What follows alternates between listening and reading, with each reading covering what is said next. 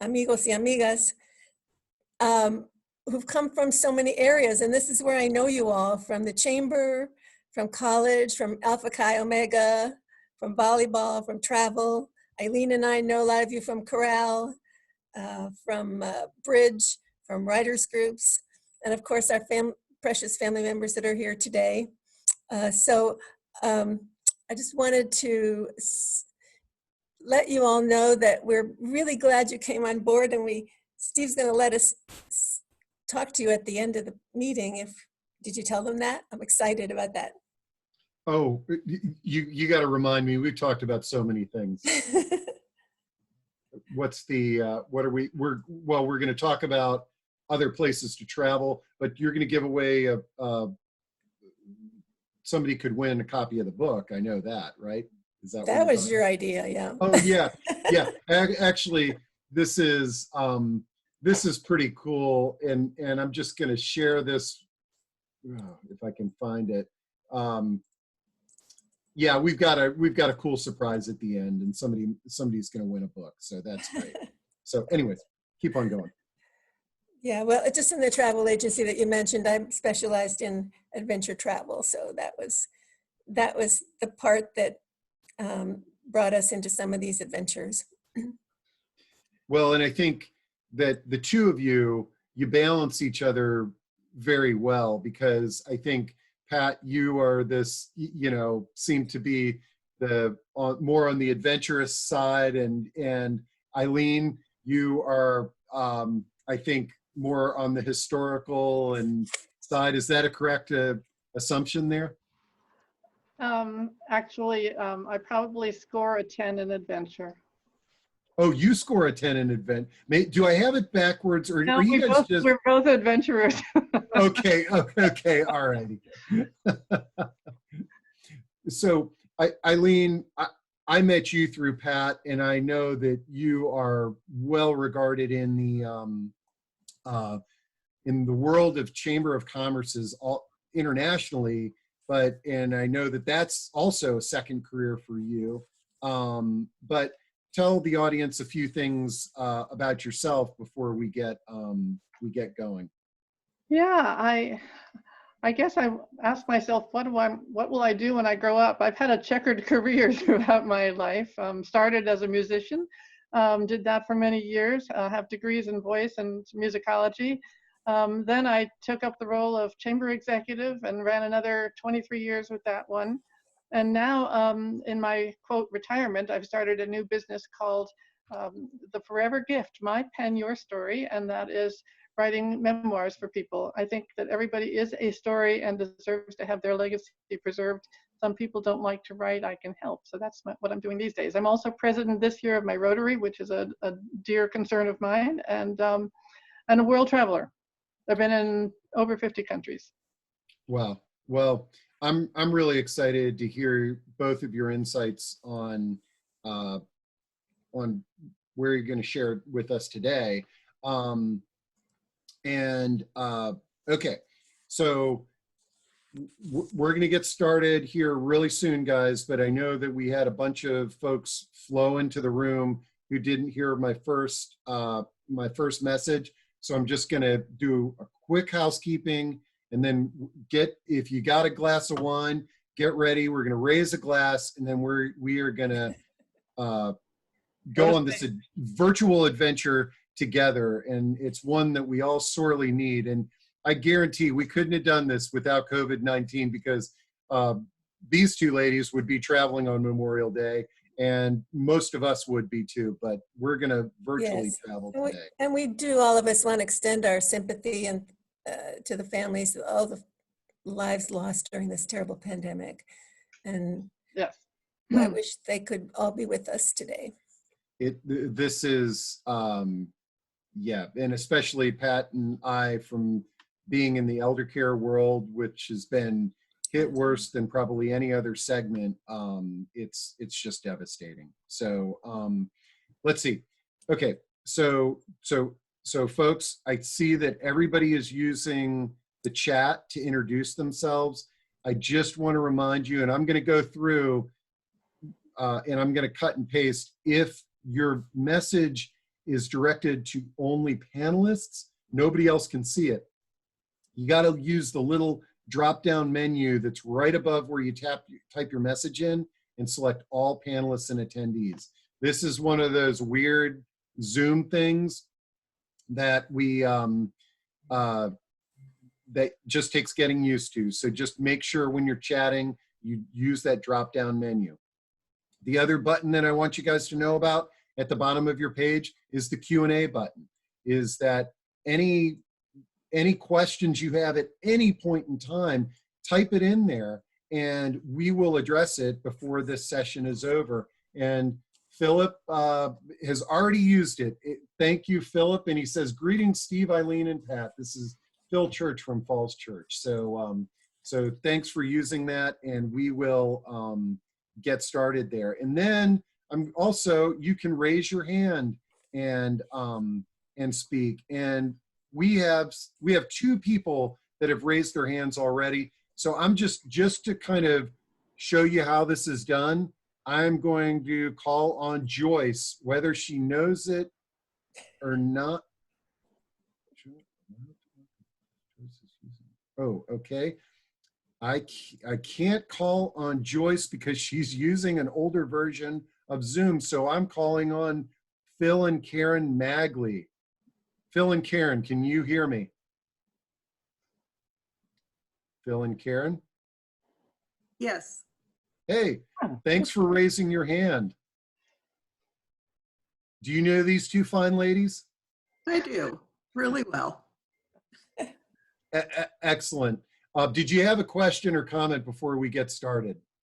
No. Okay, just testing out the raising hand feature. I love it. Okay, all right, guys. Well, that is how we raise our hand. That's so when we get to points where we can do Q&A, that's how that works. So hopefully we're all kind of familiar with Zoom and the navigation. So let's get this party started. So first order of business, we're gonna raise our glass to these 2 ladies and to adventure and travel and health and safety and everything under the sun, and especially, you know, our heartfelt concern for families that are being impacted by COVID-19. So cheers. Yes.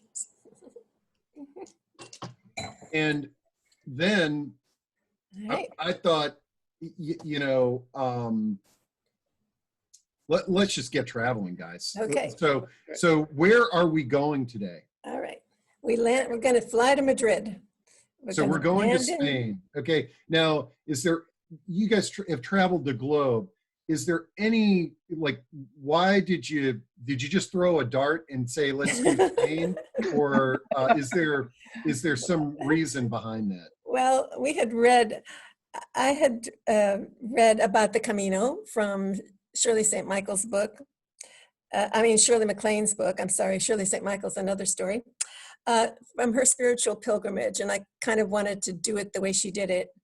And I had been to Spain before, but this was the first time I went back in many years. I studied at the University of Madrid. And in fact, I'm sitting in front of a painting that was my father's. My family members who are online will recognize this. This is the old lady. It's an old lady who's a street vendor on the street of Alcalá, which is the street I lived on when I was a student in Spain. And so she's with me because that was the painting that my father loved.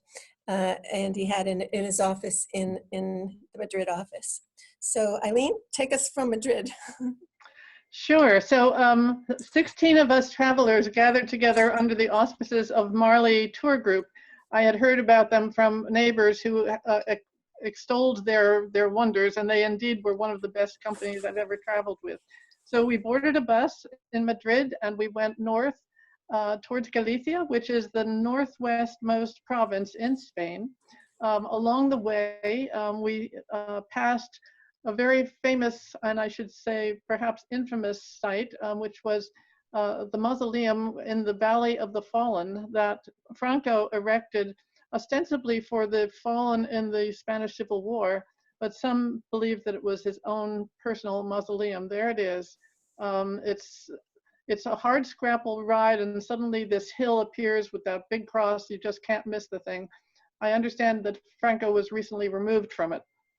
So anyway, we continued on. We had lunch in Astorga. There were pelicans sitting on rooftops as we walked down the little lane.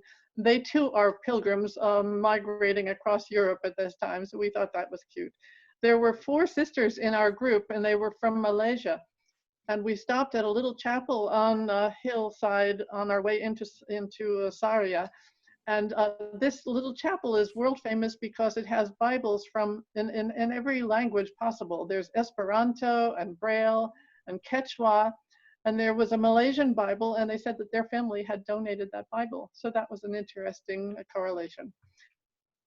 Anyway, we got to our lodgings, and it was a beautiful manor house that we had there. And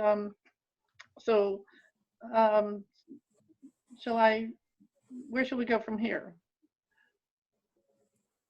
Pat? Okay. We'd like to get you right on the Camino. We walked 100 miles, and we averaged 10 or 12 miles a day. We didn't know if we could do it, but we did it. Our journey, all the trips we take satisfy a lot of cravings. We're perennial students, for one thing. We don't sit still. We don't tire on the Camino. It was something we had never done before. I'd walked maybe 2.5 miles, and Dave and I walked 2 miles every day, so that's good. But 10 to 12, that was something else. But you just get lost in the path, in the Camino, in the people, and it's easy. So we'd walk with another pilgrim. Sometimes we'd walk alone. We'd greet each other every day with buen camino, good road. We were part of a group of about 15 people that we really didn't meet with until the end of the day, every day. And then we'd be taken by the Marley van to dinner and to a wonderful manor house or hacienda to spend the night. And the next morning we'd be taken exactly back to the place where we had stepped off the Camino to continue our voyage. So we didn't do any of it by van. And there were occasional little restaurants along the way, but we really didn't stop to eat. They had suggested we didn't because you'd have a big meal and then you'd be hard to walk. You'd want to take a nap. So we continued walking on the Camino. And the van would meet us here and there, and we'd stop and have a little snack out of the back of the van. Some people did the Camino on horseback or on bicycle, but we did it on foot. Some people carried heavy backpacks. Some people came all the way from France and all the way across northern Spain, ending up almost at the ocean at the end of the world at Finisterre in Spain. But we walked part of it. We started in the middle of Spain. Yes, we were still working women, and so we couldn't do the month-long trip across the Spain, the distance of Spain. But there were many Caminos, and there's about 9 or 10 journeys. Some of them come out of England, some from Portugal, some from France, and some from other portions of Spain. We were doing what they called Camino Light, which was simply crossing one province. We started at the eastern side of Galicia and walked west. And an interesting thing about Galicia is that they consider themselves peoples of the Atlantic. They derive from the Celtic cultures of yesteryear and have more in common with the British Isles and Ireland than they do with the Spaniards in the south. So that was an interesting piece. I'd like to describe what it was like the first day that we started out, because we had arrived in September, but it was in a heat wave, and it was 95 degrees out, and I don't do well in heat, so I was thinking I was just going to melt away, but I didn't. So the bus took us to the first stop where we unloaded from the bus, and the first thing we faced was a big hill. It was so hard to get up to the top, but once we got to the top, it was so worth it. There stretched before us this amazing view of a valley down below, and you could see a line of pilgrims spooling down the mountainside through pine trees into a green valley below. We were all walking in footsteps that had been trod for a millennium through the Pilgrim Passage. So that was really special. Other days we went to sites such as an ancient ancient Celtic site that existed 200 BC. It was a fortress in a circular pattern. And again, it was a murderous climb to get there, but we had a big reward again. So Hey, Pat and Eileen, I yeah. don't mean to interrupt, but we've had a question that came in, but I've got a question here Okay. personally. Okay. Sure. The first thing is, this sounds like physically, this was truly an adventure. Did you all train for this? And you didn't. So just your normal physical activities. And for those of us who, let's say, are more sedentary, would you recommend training for this if we wanted to go? Well, we didn't train the full enchilada, but we did step up our game. At one point, I think I was walking about 5 or 6 miles a day on my treadmill. So I got a little bit into it. We also went on a shopping spree at REI because you had to have special socks and special garb in order to be a good walker. Shoes were important. There were people walking that had challenges, that had pains and physical pains, and a man with foot problems, a quite heavy man, and he made it every day. But at REI, we bought some walking sticks, and those are good for uneven terrain. I don't use them just to go out for a 2-mile walk, but in the Camino, the walking sticks were very helpful. It's one of many things that we list in the end of the chapter on the Camino that things we're glad we brought. Excellent. And Janet Cochran has a question, and you don't need to answer it now, but it's great for me to highlight the fact that folks can throw in questions as they come along. Yeah. But she asked, do you prefer to travel independently or with organized groups? It sounds, I know you both have done a lot of traveling, and you did this one with a group, but do you have a preference or some thoughts on that? Yeah, so I would say that the times when I've done independent travel have been in the more orthodox places.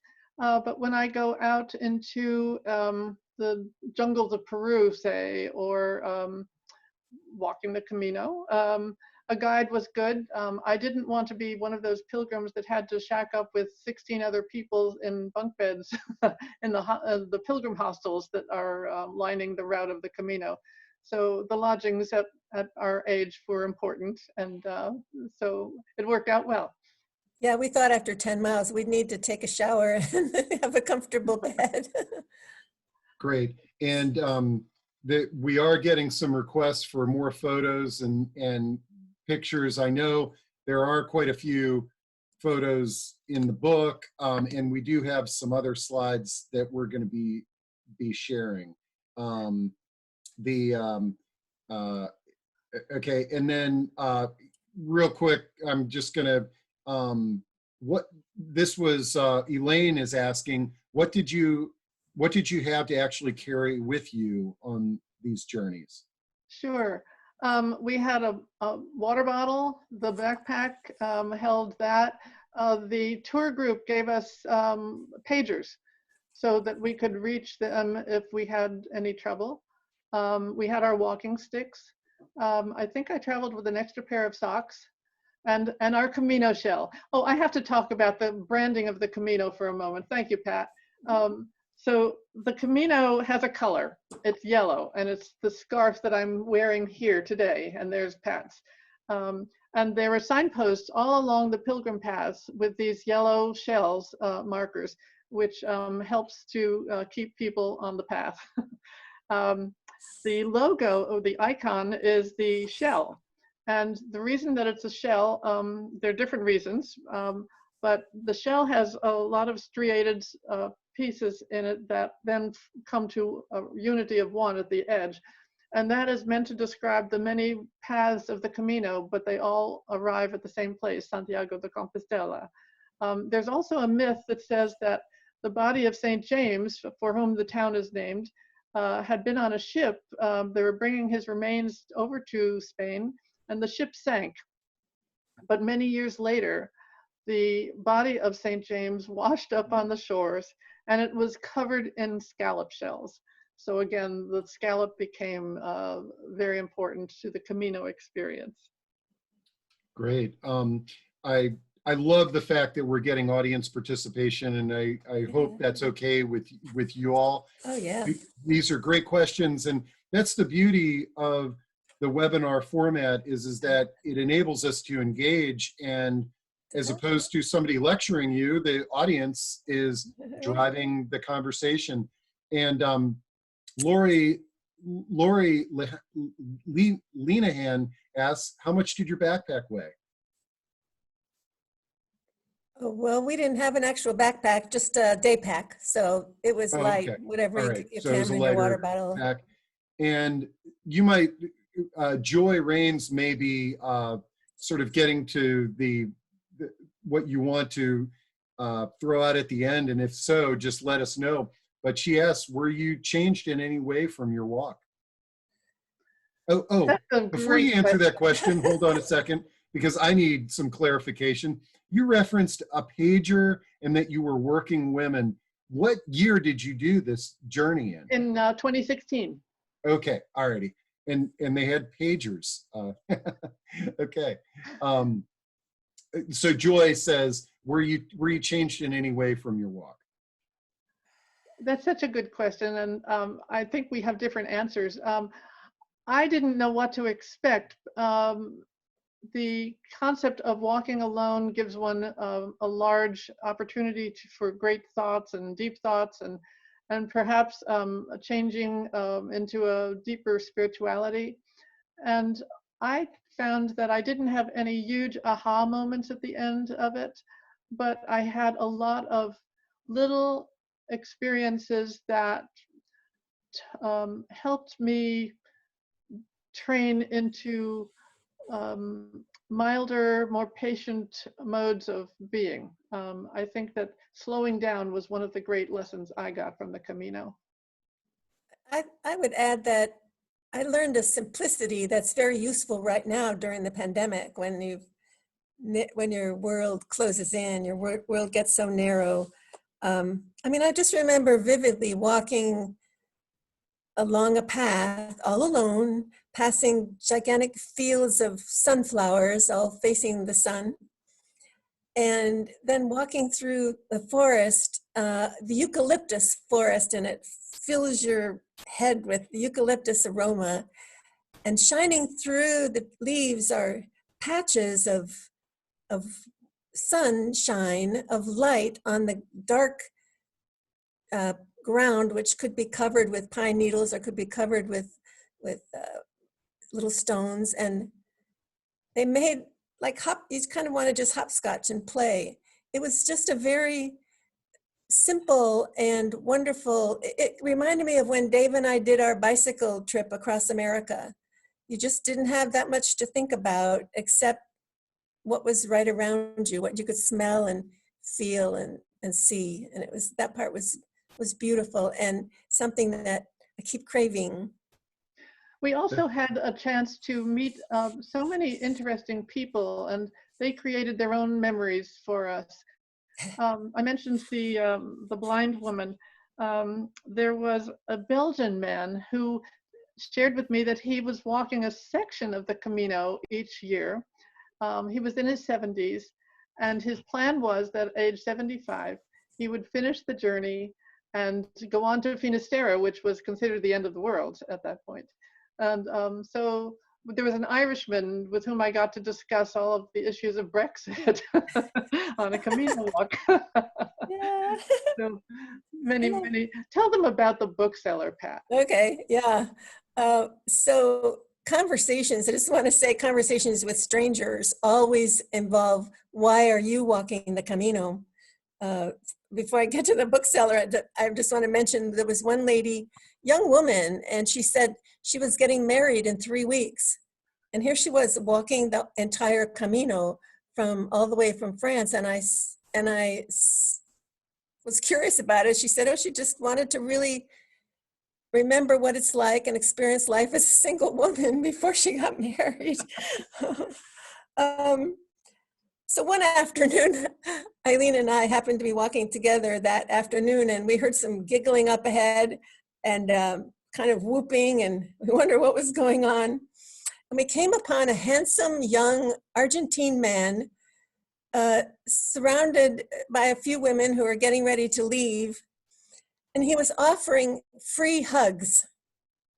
Free hugs. So we took advantage of it, and and we didn't turn him down. And it was the longest hug I think I've ever had. And then as soon as we let go, he turned and pointed behind him to a little table of books that he was selling on the Camino. So that was kind of a letdown. But then as we left, he yelled at us down the path, "I love you." It's so cute. Now, is this going to be a strategy that you guys are going to use in selling your book? Yeah, we love you. Yeah. So some more questions are coming in, and I think they'll sort of lead to other Okay. observations here. Don Shaw asks, did you have a Pilgrim Passport with you to be stamped at each stop of your journey? Yeah. Yes. Everyone carries a passport, a Pilgrim's Passport, and some people actually went through several of these. And every time you go through a town, I have to show it up here so it shows. Every time you go through a town, you have your passport stamped in that town. Let's see what I could show you. The stamps, some of them are hand-drawn pictures. Some of them are just rubber stamps. Some of them are pretty elaborate. There's one that I love. That's this one with the fleur-de-lis and attached with candle wax. And it's required that you have a stamp in every town you go through to show that you completed the Camino. If you want to earn your certification, Eileen has hers beautifully framed, that Here it is. you can It's get in when you get to Santiago. Yes. Wow. That leads to another question that Kristen Hine is brought up, is that, did you walk the Camino for religious purposes or just as an adventure? Did your group worship at the massive cathedral at the end of your walk? I've walked part of the Camino and been in the cathedral. Oh, you betcha. Shall we jump ahead? We have to just lead you there, but we're going to talk about that. And we didn't go for we didn't go for religious reasons, but certainly other people do. They go for many reasons, and that's definitely one. Okay, so you'll be addressing that here in a bit. And then one more question, and then I want to get you guys back on your journey, is that Carl Pearson asks, have you seen the movie The Way with Martin Sheen? That was the driving force for me wanting to do the Camino. I saw that movie and I thought the scenery was drop dead gorgeous. And I said, I want to see that place. And then the idea of having a Camino experience within those mountains just sounded quite yummy. Well, I thought the scenery was the same. The group experience was in the movie was kind of silly. It wasn't like that. We didn't all walk together as a group. We really spread out. Yeah. That's Hollywood for you. But actually one more, and then I'll get you guys, I'll drop off the screen here. It's Marlene asks, have you been to I'm going to botch this, the Fiendsteer Finisterre, yes. For the rebirth as the pilgrims used to by tradition. Well, I wasn't aware of that tradition, but we certainly decided that if we had come that far, we had to go a little farther to the end of the world and see it. And so we did. And it was a fairly unremarkable little fishing village. Okay. Famous. All right. I'm going to lead you guys back on the journey. You'll see me pop back on if a bunch more questions comes in, and we can kind of just take this just like your journey. Okay, well, we can run through a couple of other quick things. One day we stopped at a dairy farm. We were invited, and I tasted milk that was so sweet. I thought I was drinking ice cream, and we made cheese and enjoyed it for breakfast the next morning. Another day we made quiche. I'm calling it quiche. We made tortilla, the Spanish tortilla, which is really, if you're familiar with it, it's a quiche like with eggs and with potato in it. A delicacy that's available in every home and every bar, hot or room temperature.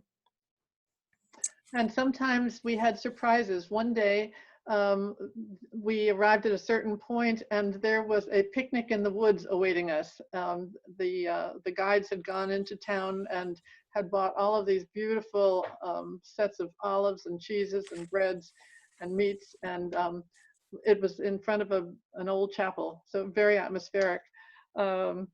Another day we were in Merida, which is one of the big towns we crossed through, and it's famous in Spain as having the best octopus. So we all had to dine on octopus, and I thought it was a good time to grab a big glass of wine, and some Albarino wine, which is Galician, was at hand. So it balanced out. You know, I wanted to also share, sometimes the Camino was a little bit fraught with danger, maybe. I'm sorry, hold on. Could you stop that? Thank you, the noise. Okay, so. in danger when we couldn't find a bathroom? No, we were walking down the path and suddenly a sound like distant thunder started happening, and suddenly over the hill came a group of about 20 cattle. The cowherd that was with them looked at us rather disdainfully. We were in his way, I guess, and we didn't have much time to dwell on his incivility because there were larger issues at hand. The path was very narrow, and we had to jump to the sides before we got trampled. Other times, bicyclists would roar down a hill at, it seemed like 100 miles an hour, and you couldn't hear them from behind. And so they would suddenly push their bells, and we would jump again and jump to the side. So there were these little interactions going on that put a little spice into the day. I have one more funny story till we get to Santiago and the cathedral, and that is, I was walking along and a couple from Madrid started talking with me, and they were darling, and they ran a fitness studio in Madrid, and I was on the street of Alcalá. And I said, oh my gosh, that's where I lived when I was a student there. And we got talking and talking, and I said, well, I have a story for you. I said, when my father's office was in Madrid, I came over and he arranged a party out at a country estate. And I didn't know much about who was there, and I just went because it was wonderful, and we got to water ski, and we had this wonderful dinner, and it was introducing me to various barons and officials, and after dinner we were invited to dance. They put on music, and one of the gentlemen, a young man, very handsome actually, a little older than I was, said, would I teach him this new American dance, which was the twist. So I taught him how to dance the twist, and he became the prince and then King Juan Carlos. And our daughter Erin always says, well, why don't you invite him over?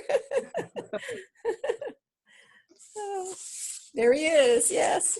Oh, he was, and this is on the right is his son Felipe VI, and Felipe is now the president with his wife, and that she's she's not royal. So this young couple was real upset that Felipe had married this woman who was not a royal, and she was just a broadcast someone on television, but she was a gorgeous gal.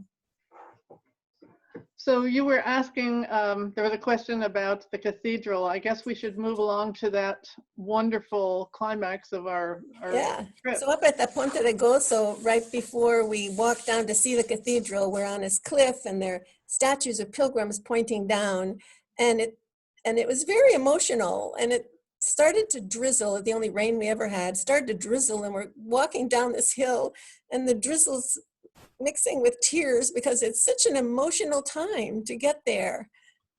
And we walked to the cathedral, and there were throngs and throngs of people there, standing room only every day because of the Pilgrims Mass that's held every day. Marley had taken a group of seats in a front row, actually, reserved for us. So we had wonderful seats. And the Botafamero was the big incense burner that hung over the ceiling. If you've been to a Catholic high mass, when they throw this article around in the aisle, it delivers incense out. Well, this was a large version. It weighed 175 pounds. And it came equipped with 8 medieval garbed men who each at the end of the Mass took a rope and, like puppeteers, maneuvered the Botafamero. At one point it sailed up into the sky, and then it came bolting down, and then it began to sway. And it developed a huge arc that extended finally across the entire cathedral. And we would duck as it passed by us because it seemed like it was coming right to our pew. And there's a funny story about that, because Catherine of Aragon, who went on to become England's queen, on her way to England stopped in Santiago and went to Mass at the cathedral. And on that particular day, the Botafamero decided to act up, and it actually went and crashed through one of the upper windows, which I, in retrospect, say that was probably a signal that she shouldn't have gone on, but too late. Pat, is that the video that you shared? Okay, we're gonna see it. Yeah, let's see if this works. I don't know how how the experience will be, but oh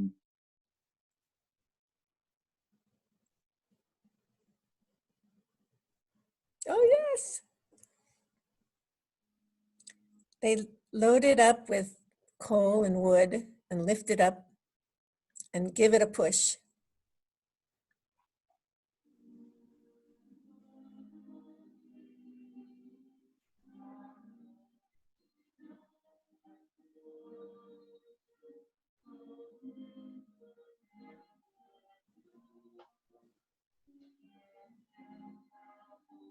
Woo.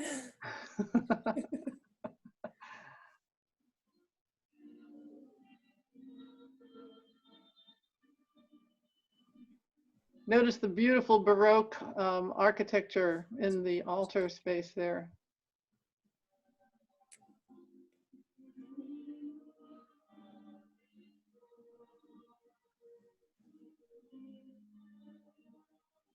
That's Going good. higher and higher. That's good. Thank you, Steve. okay. Yeah, thank you. Now, are these daily, or how often? Every day Okay. at noon. Mm-hmm. Every day the priest blesses the pilgrims, and the nun sings and does a musical singing and responding that we all participated in, and everyone loved it because Eileen has such a beautiful voice, and she was right in the middle of our pew. And the day after, well, we should tell them about the night, shouldn't we? So we went to the Pilgrim Mass, and that evening we were going to have our celebratory final dinner. And our guide said, if you'd like to see it, I've gotten us permission to go into the Parador that is in the square. It's a famous old building, and we said we'd love to see it. and it turned out to have, it was a block square and several stories high, and it had 4 fields that looked like the size of a football field. And then we wandered into the halls and the rooms, and we just kept walking and walking, and it was all wonderful, but it was getting very late. It was about 9 o'clock at that point, and we were getting hungry. And so our guide noticed our mood, and she said, "Oh, just one more room," because this had been it had served in medieval times as a medical school, an orphanage, a birthing facility, and a morgue. She said, "Just wanted you to see the morgue." And she flung open this door, and they had set a gorgeous room for our dinner. So we had the most amazing dinner in a most amazing room. And the younger guide with us disappeared as dinner was drawing to an end. Pat, tell it from there. She dressed as a witch, and she had a cauldron. She was pouring ingredients into the cauldron and stirring it and doing incantations in Spanish, actually in her own language, native up there from Galicia, and poured everyone some of this really strong stuff. Manuel de Falla wrote El Amor Bruja, and this was certainly a lovely La Bruja. Yes. So the final morning, we were invited to have a tour of the catacomb, or the crypt, where the relics of St. James lie, after which we were taken up to the roof, and we thought, what a wonderful idea, we'll have a fabulous view. But it came with a catch. When they opened the door and we stepped outside, we realized that we were on a slanted roof. I swear the slant must have been at 20%, and there were no guardrails at the end. And in horror, we just sank down on our bottoms and inched along. I couldn't wait to get out of there. I find that. Did you find those pictures of the roof of the cathedral, Steve? I didn't realize there were actual pictures. I was too nervous up there to. Yeah, up there. That's what we walked on. There's no railing. No, none. So that was our Camino experience, and we thank you for taking time with us. But I wanted to hear people's tales too. This is supposed to be interactive Spain. So is there anybody who'd like to share some of their special moments? Well, actually, it's funny that you bring that up, because I'm sure you know Christine Jutras, who says, "Hello, Pat and Eileen. This is Chris. We were on the Camino with you. You might mention. Hi, Chris. You might mention how wonderful the food was at our lodgings." Oh, yes. It was fresh vegetables and wonderful meat. The desserts came with flans and other fruits, and it was all yummy. And an hour's fresh chicken. One day we were at sunset. It was about 5 in the evening. We were preparing for dinner, and we were sitting in a beautiful courtyard, and there was this white capon sitting under the bushes minding its own business, when suddenly a gate opened and a lady came out and grabbed the bird, who started squawking, and she left with him in tow, and an hour later he was apparently on our plate. Little distressing. Sheila says, and again, I am botching all of this language here, but hopefully you can figure out what I'm trying to say. Sheila says they need to tell why the Botafumeiro is there. Yes. Botafumeiro. Botafumeiro. Okay. Sheila says they need to tell why it's there. It's to dispel the smells that the unwashed pilgrims have brought with them after trekking weeks without a bath. Oh, that's great. So the Thanks, that was good. Yeah. So yeah, as Eileen had said, now's a great time to they still have more on their journey here, but they would love to hear from some of you. So feel free to use Q&A or to raise your hand, and we can, oh, there are a couple of hands raised. I don't know if they were just testing the button, but let's see. Ev La Follette. Oh, Ev, hi. Hey. Ev, can you hear me? There she is. My gorgeous sorority sister. Can you Yep. hear me? Yes. Oh, good. Tell me again the book that you read, P, before you went on the Camino. Yes. It was the book that Shirley MacLaine wrote called, I believe it's called The Camino. Okay. She's not my favorite writer, but you really get the experience from her.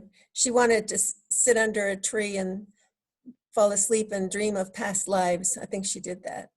Okay. And there's another wonderful book I recommend to everyone about the Camino called 10 Million Steps.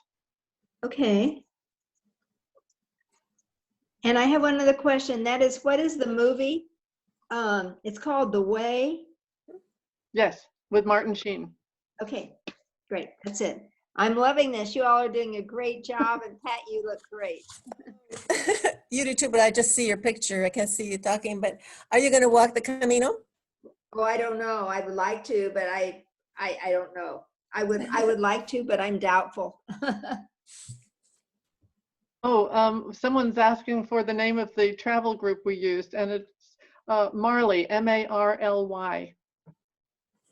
Oh, and I think I have a slide. Is it this one? Yes, that is a Marley slide. Yeah, so that is the okay, the website for your travel group. Let's see. Did you see, Karen Tommen says, did you see any relics of the saints at the cathedrals? I saw an entire skeleton in a church in Tuscany. They kept it at a distance. It was a long aisle down to this little chapelette, I will call it, that in which the altar there held the remains. I don't recall seeing anything closer. Do you, Pat? No, I know they were there. The relics were there, but we didn't see them. No skeletons. Out of curiosity, so you use this tour group and you obviously think very highly of it, but for a traveler who may be sort of the non-tour group traveler, would you recommend, is it possible to have a good experience with the Camino? Absolutely. That's the ultimate experience, is to Okay. travel on your own with your backpack. And plenty of people do that, people of all ages, people alone, people together, couples. And there were some senior couples that were trugging along with their backpacks that had gone all the way from France. So I'd say, and we didn't consider it, it didn't feel like a group trip, except in the evening when you had people to be with, but it felt like pretty much like a solo trip because you had to find your way. Great. And you had me pull this slide in here. I'm assuming this is the route that you took. That is actually the French route, but the French route, when it gets to Spain, blends into the one that we were on. Okay. Great. Okay. After we went to Finisterre, we headed south. Neither of us had been to Portugal, so we went down to Porto in Portugal, and then we rented a car and then wound our way and drove back and made a number of stops on the way back to Madrid, which was very interesting. Yes, we went to Salamanca and Segovia and Avila. Now you had me share this photo with folks. Can you tell us a little bit about? This is the famous Parador on the square by the cathedral, and it's where we had our celebratory dinner, and you can see how large it is, and it provided many memories. Is that the one that had been the hospital, Eileen? Yes, yes. Let's see. Marlene has raised her hand. Marlene? Did you intend to raise your hand? And we'd love to hear from you. Can you hear us? I hear you now. Great. Marlene, did you want to have a question or do you want to share your experience? A little bit. I was asking Pat, since she was talking about Franco, when you were going to Santiago, did you pass by Bilbao in the Basque part? So I wonder if you passed by Guernica. Guernica. Oh, Is this Guernica, no, we did not. Huh? Have you been there? a long time ago? Yeah, But thought I you didn't. were- You've been all over. I didn't know you were in Spain too. Yeah, I spent like 5 years my first studies, college in Spain. Hello? Hello. Yeah. Yes. Yeah, so I was so happy to hear you talking about Madrid and your experience over there. So is why I asked about the Finisterre too, because they used to say in Spain, when you go to Finisterre, it's the end of the world. So it's the kind of rebirth. But Ellen said no, it was a small fishing bay. Mhm. Mm. You know, there were so many aspects on this trip that we experienced. I just wanted to mention them because we tried in subsequent trips always to pay attention to them. They were, and a lot of you brought them up, and some of you are interested in one particularly over another, of mindfulness or spirituality, Mhm. adventure, exercise, music, history, art, cuisine, and social interaction. Yeah, that's very nice. That's very nice. Thank you, Marlene. You're welcome. Thanks, Marlene. Okay, let's see. We've got a few comments in the chat. Can you please repeat the travel company? And it's this one. Yeah, it's Camino. Marley. it's Marley. Marley. It doesn't say Marley there on that It's on the slide. bottom here in their web address. Marley, M-A-R-L-Y. Yeah, it's called Marley. Marley And then Camino. Joel Riley makes a great comment addressing my question is, no fears of doing it alone. Can't get lost, never alone. Get the book by John Beerley called Camino de Santiago, the best guide available. Okay, a book great called tip. Camino de Santiago. Okay, good. Yeah, great tip. Thank Let's you. see, Karen Magley wonders what the actual distance is that you walked. 60 miles, I believe. Oh, I We thought it did- was 100. 100 kilometers, 60 Okay, miles. Okay. there we go. And typically 10 or 11 miles a day. Uh-huh. And what time did you start? Like, About 8 in the morning, what time of year did you do this? September. September. Is there a preferred time of year to do this? Like, what's the? Not in the middle of summer. You'll have to love the heat. And because you are exercising too, and that generates heat. So it's better in the fall or the Okay. spring. What was the approximate temperature when you were doing? It was in the 90s. It was a Oh, heat wave wow. across Europe. Oh, it didn't feel that hot to me, but I like it hot. Okay. Carl Pearson says the Hotel Reyes Catalicos is on the square, the oldest hotel in the world. Is it really? That's interesting. That's the Parador we've been showing you a picture of where we had our dinner. Yes. Yeah, Hotel Reyes Católicos, yes. Okay. Highly recommend it. Yeah. How far, Teresa asks, how far in advance do you need to plan the trip? Yeah, I was gonna say, like, how much planning was involved with this? I know Pat used to own a travel agency. I know in your book you started walking 6 months in advance. But how, from the logistics point of view, Yeah. and did you guys consider doing it on your own, or Yeah. were you geared more towards using the Marley group? Well, you know, we're not trekkers. If we could have, we had to prepare more equipment wise in addition to fitness wise. And I walked into REI and I said, I need some I need some to know what to wear for a long pilgrimage. He said, oh, you're going on the Camino. So they know the Camino, and they know how to help you outfit, and to make sure you have sock liners under your socks and all the things so it was very, very helpful. So that part we had to prepare. And I asked a lot of people who were trekkers. We have friends in Rotary who climb mountains, and told us about hiking poles, and told us about blisters and what to do about blisters. And so there was a lot we had to learn in that respect, in addition to reviewing the history of Spain. But basically, you just need to check your calendar and see when you want to go, and hopefully it's spring or fall. And hopefully there's room in the group. Well, and hopefully we can take care of some of the things that need to be taken care of, and we can begin traveling worldwide as well. So let's see.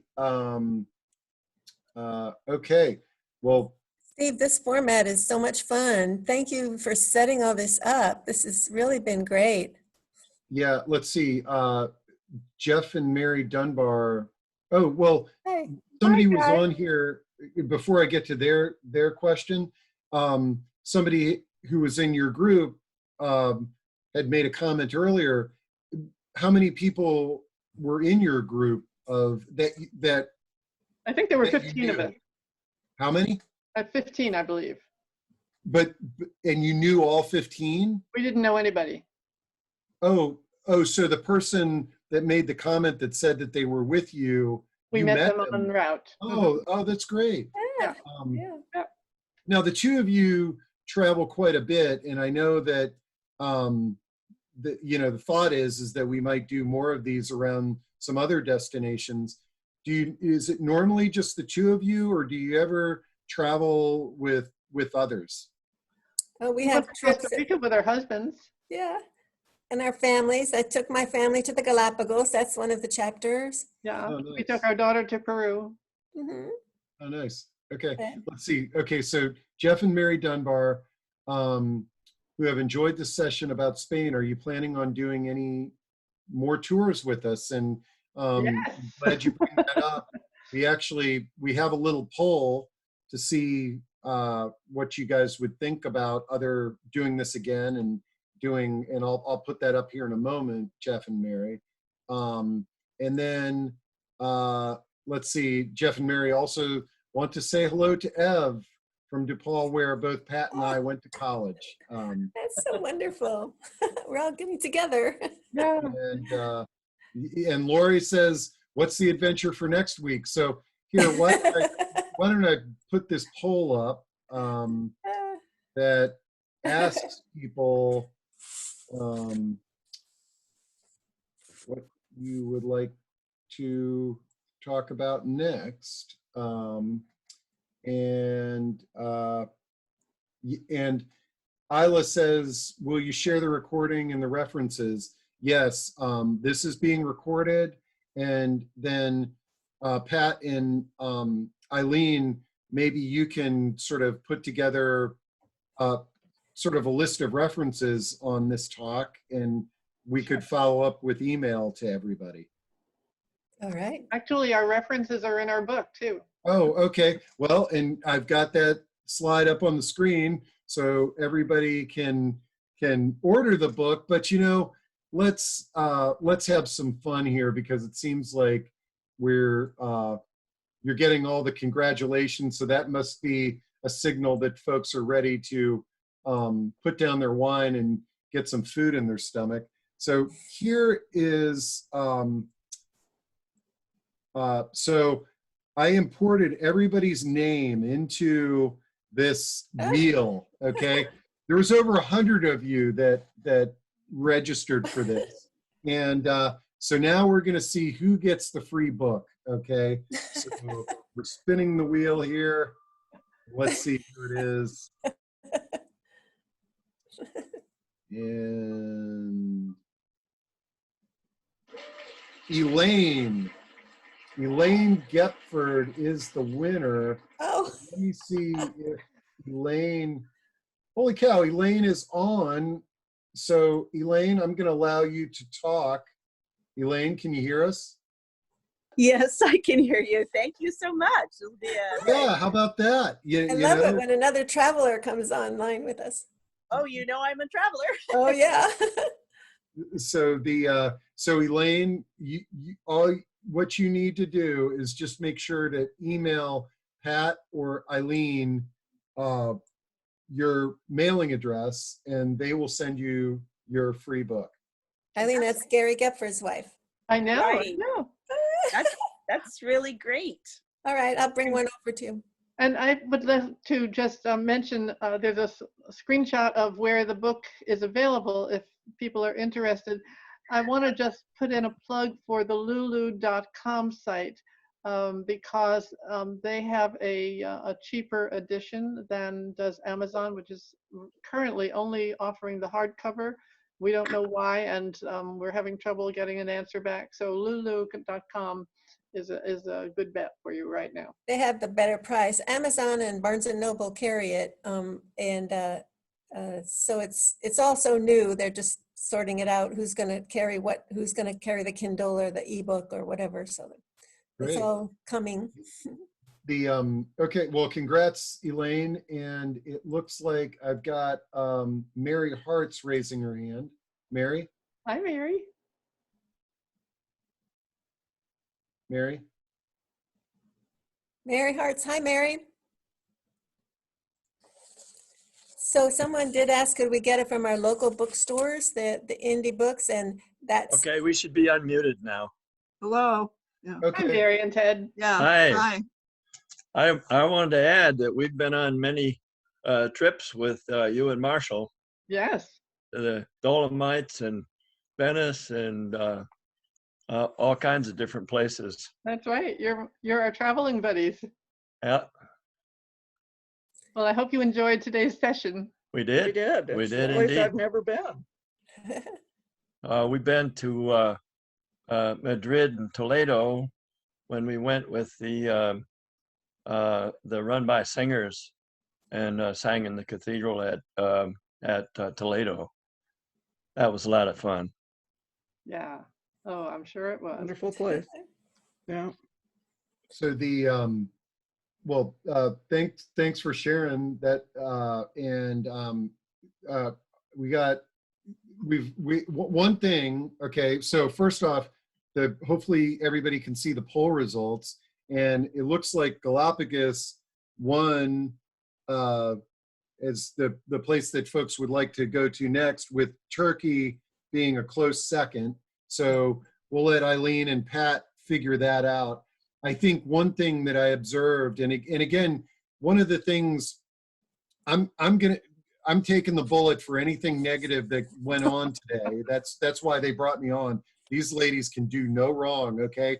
But one observation from the audience is that folks would love more photos, and there's been a few comments on that. So that's something for us to think about for the next session, is loading up a bunch of photos. And maybe it's almost like, probably most of us can remember doing slideshows after our vacations.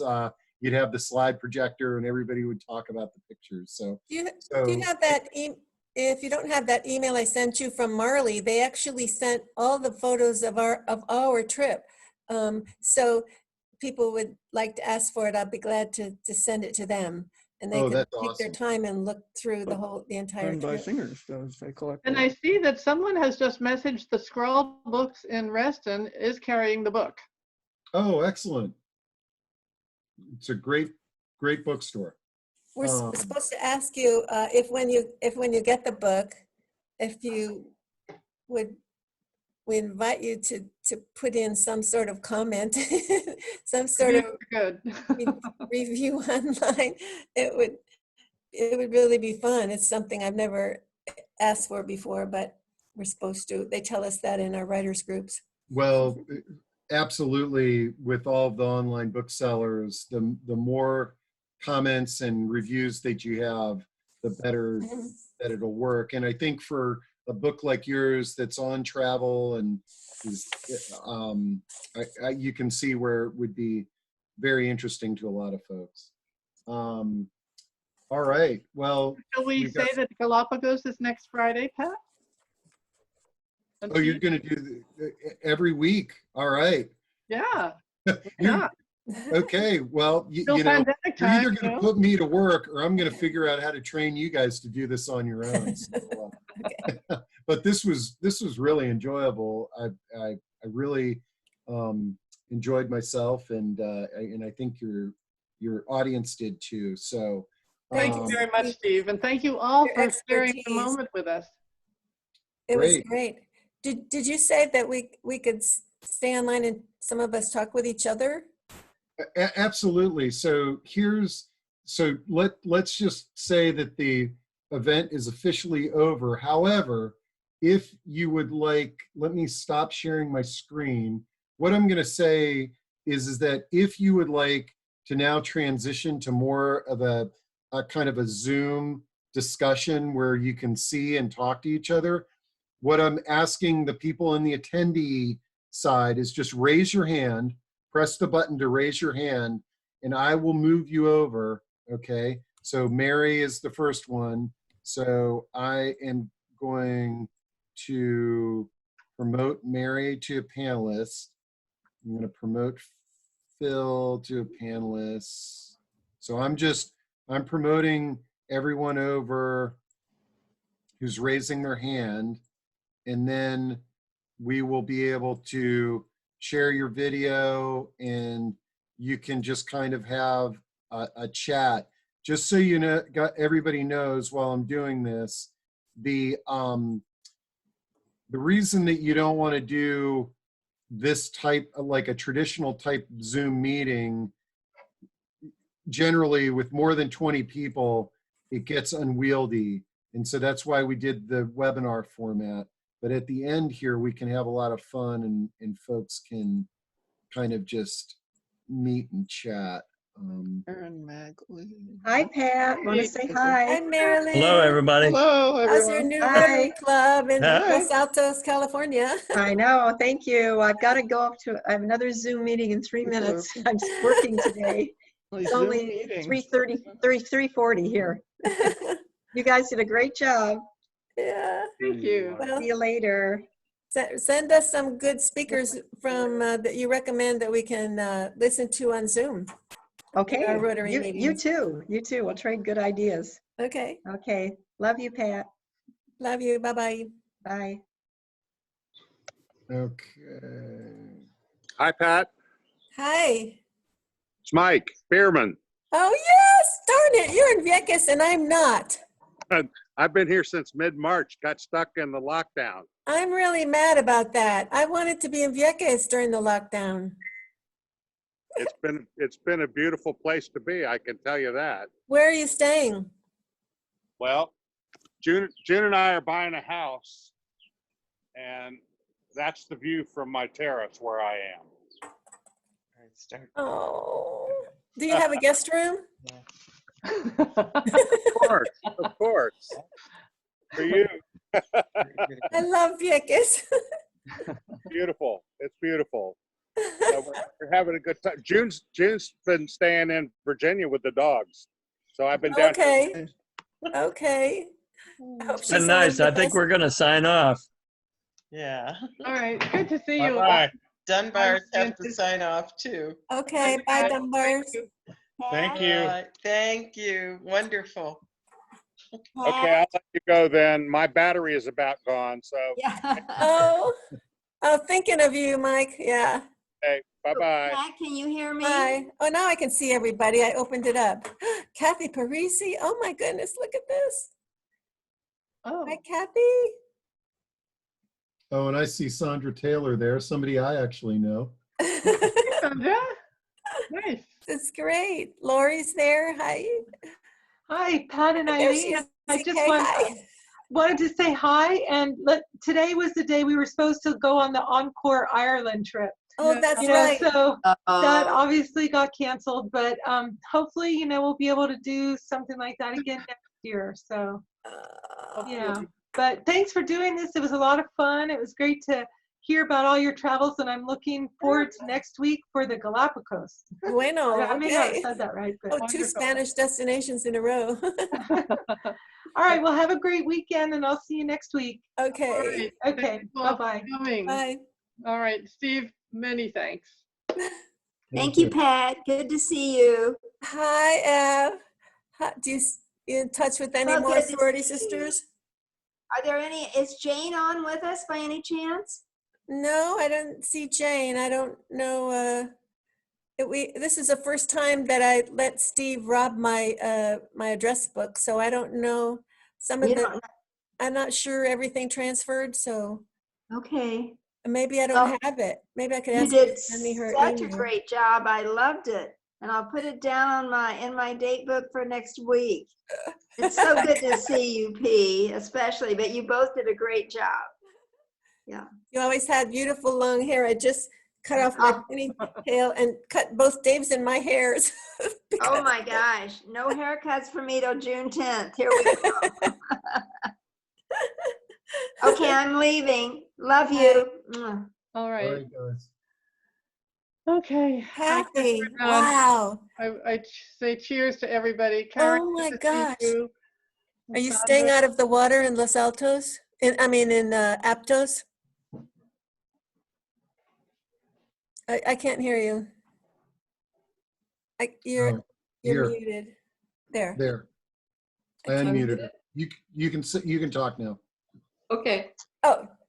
No, we're walking down by the beach between, you can't go between 11 and 5. But we could walk down there before and after. Okay. Close to the beach. I know you are. Yeah, and we take all kinds of walks in different parks and places just to get out.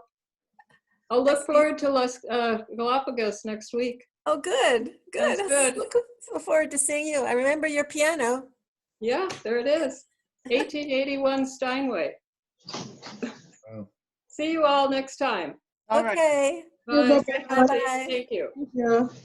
So I guess we should say adios. Okay. I'm hitting the end button. All right. Thank you all. Gracias a todos. Bye. Bye-bye. Bye. Bye.